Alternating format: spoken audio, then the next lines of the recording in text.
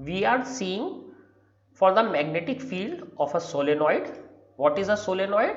Solenoid is a helix kind of wire, this kind of structure in which current is flowing. So this kind of structure, but the gap between these two turns is very less or there is no gap. This wire is covered with some insulating material so that two turns don't touch each other. So solenoids has many turns. Now if we see solenoids, if we put solenoid here, so let me put solenoid in this way, okay, and length of this solenoid, this is a length is large, that means length of the solenoid is very large compared to its radius. So this is a solenoid is shown, length is very large compared to its radius. So you can see length is very large, radius is very small. So we have taken a solenoid for which length is very large, radius is very small. So now we put some current from this side in this solenoid. So here you can see that the current is going and this current is going inside in this solenoid and traveling. Okay, so it depends how do we coil this solenoid. If we coil solenoid like this, then what will happen? So current is going inside and this side current is coming out. This side current is going in. Again current coming out, then current going inside. Current coming inside, current going inside. Current. So this type current is flowing.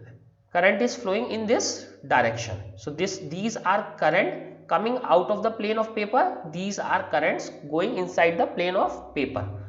So as you know that current coming out of the plane of paper can be shown by a dot. So this is a dot, this is also a dot, this is also a dot. So we can have many dots here as well.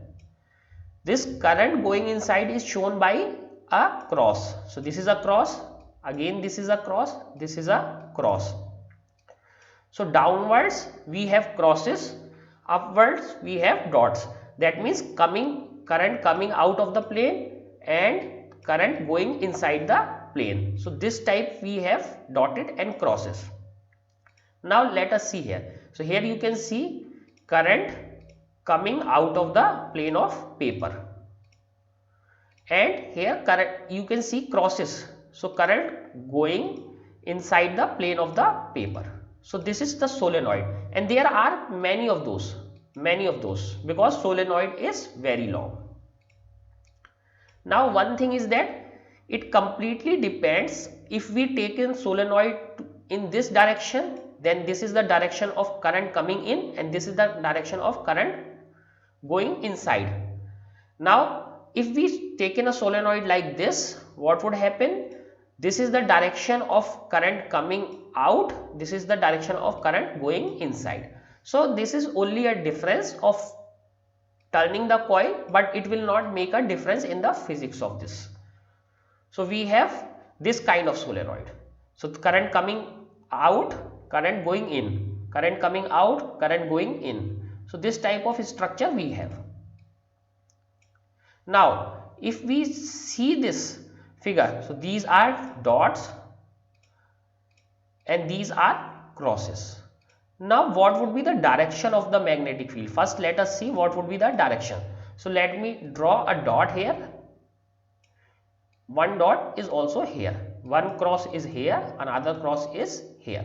So cross means current is going inside the plane of paper, and dot means current is coming out of the plane of paper. So this is out, this is out, this is in, this is in. So these are the directions of the current, and these are in loop. These are creating loop. If you see, these are loops. Now from your right hand thumb rule, if this is the direction of the current, put your thumb in the same direction. What would be the direction of the magnetic field? So in that case, the direction of the magnetic field would be given by curl of your fingers. So if you put your thumb in this direction, the curl of your finger is in this direction. That means anti-clockwise. Anti-clockwise. Similar here, this is your thumb, right hand thumb. Then curl of your finger is in this direction, which is anti-clockwise. So if current is coming out of the paper, then magnetic field is anti-clockwise. Now what would happen if you put your thumb inside? If you put your thumb inside, then what will be the direction of your fingers? This will be clockwise. Clockwise. So now we know if current is going inside, magnetic field would be clockwise. If current is coming out, magnetic field would be anti-clockwise. So now these things must be clear to you. So let us see these diagrams. These diagrams, so here you can see this loop is in this direction. So for this current coming out of the plane of paper, this is anti-clockwise, and for current going in, this is clockwise. Here we can see clockwise. So this is for each and every turn of the solenoid. Now something interesting we have to see, something interesting. So here they have shown it at a large scale. For this is anti-clockwise, this is clockwise. They have shown here. Now we have to see this diagram because this is very important. So now we need magnetic field at 2 points. One point is inside the solenoid, which is P. Another point is Q, which is outside the solenoid. So now let us see these small loops. So what is this loop? Let me draw this loop. So one dot here, another dot here. This is one cross, this is another cross, and solenoid wire is going inside like this. So this is solenoid wire. This is solenoid wire. If I see this, so the field is something like this. Field is something like this. For this also.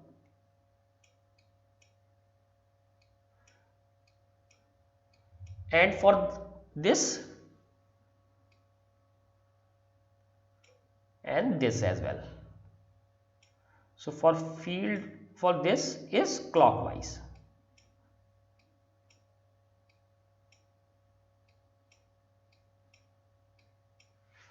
Now if I see, you can see that this field is in this direction, this field is in this direction. Same here, you see this field is in this direction, this field is in this direction. And inside you see field is in this direction, here field is in this direction, here in this direction, in this direction. But if you see this mid part, so this field is downward, this field is upwards. So this cancels out. Same here, this field is upward, this field is downward, this also cancel out. So what we have the field, so we can combine these two. We can combine. Here the field is like this, here the field is like this. If you see here, if you see here, this is, sorry, this arrow is in this direction. So what would be the field due to these two coils? Something like this, going like this, then again this way. This is the field for two of the coils. Here it is in this direction. So this is the field for two coils. Suppose if I have added one more here, if I add one more here, then what will happen? One more dot here. Then again for this as well, this is down, this will be up, this will cancel out, and this shape will increase. Similarly here, this shape will increase for another cross. This shape will increase. Same thing we can extend to a very large number of wires. So here you can see this is up, this is down.